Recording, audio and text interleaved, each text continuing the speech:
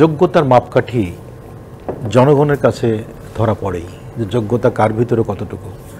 আপনি সব কিছু নিজে আড়াল করতে চাইলেও জনগণ সেটা আড়াল করতে দেয় না, কারণ সাধারণ মানুষ, বিশেষ করে বাংলাদেশের মানুষ বিবেচনার তালিকায় সতর্ক।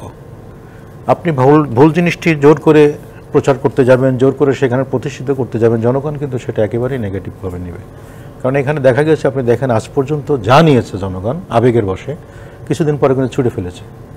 আবার যে জিনিসটি আস্তে আস্তে প্রবেশ করেছে নিজের ভিতরে, দীর্ঘদিন সেটা পুষে রেখেছে।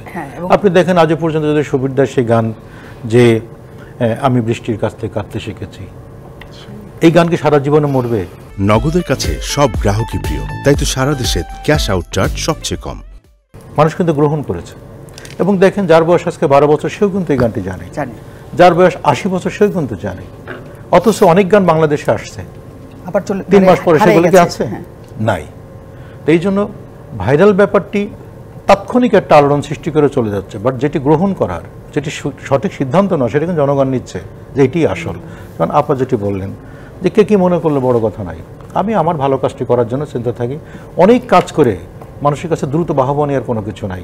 আমি অল্প কাজ করে দীর্ঘদিন টিকে থাকবো, অন্তত 10 জনের মধ্যে একজন বলুক যে আপনার এই জিনিসটা আমার কাছে ভালো লেগেছে, সেই কাজটুকু করতে চাই। এখানে বন্ধুত্ব নষ্ট হওয়ার জন্য বা বন্ধুকে টেনে ধরার জন্য বা বন্ধুকে ক্ষতি করার জন্য আমি কাজ করবো, তাহলে আমি সৃষ্টি করবো কখন?